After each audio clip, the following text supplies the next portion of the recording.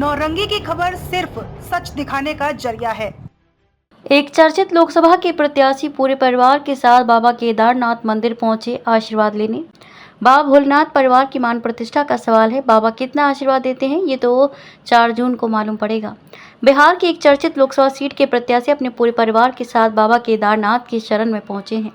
अपने काफी करीबी मित्र को भी कहा, चलिए सब परिवार चल रहे हैं, पूजा करने, कहीं कोई दिक्कत नहीं होगी।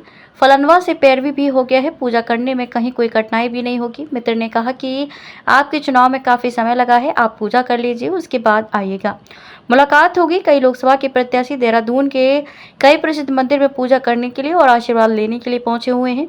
इसकी भी चर्चा भागलपुर में देखी जा रही है। अपने चुनाव प्रचार से लेकर फिर पार्टी के चुनाव प्रचार में लगातार व्यस्त रहने वाले प्रत्याशी अब भगवान की शरण में गए हैं। सब परिवार भगवान से प्रार्थना करेंगे कि हमें इस लोकसभा सीट से जीत तो मिल जाए, क्योंकि परिवार की प्रतिष्ठा और मान सम्मान का सवाल है। अब देखना यह है कि 4 जून को क्या बाबा के शरण में गए उसी प्रत्याशी की बात केदारनाथ सुन लेते हैं या नहीं, ये तो 4 जून को ही मालूम पड़ेगा। प्रत्याशी अपने करीबी दोस्तों को चर्चा करते हैं, बड़ा खर्चा हुआ है, बस बाबा केदारनाथ की पूजा कर लेते हैं, 1-2 व्यक्ति से मुलाकात कर 24 मई तक लौट आएंगे, फिर मुलाकात होगी। ये चर्चा भागलपुर शहर में देखी जा रही है।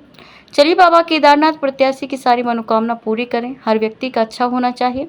भारत में भगवान शिव के 12 ज्योतिर्लिंगों में से एक माना जाता है केदारनाथ मंदिर। केदारनाथ मंदिर उत्तरी भारत में पवित्र तीर्थ स्थलों में से एक है, जो समुद्र तल से 3584 मीटर की ऊंचाई पर मंदाकिनी नदी के तट पर स्थित है।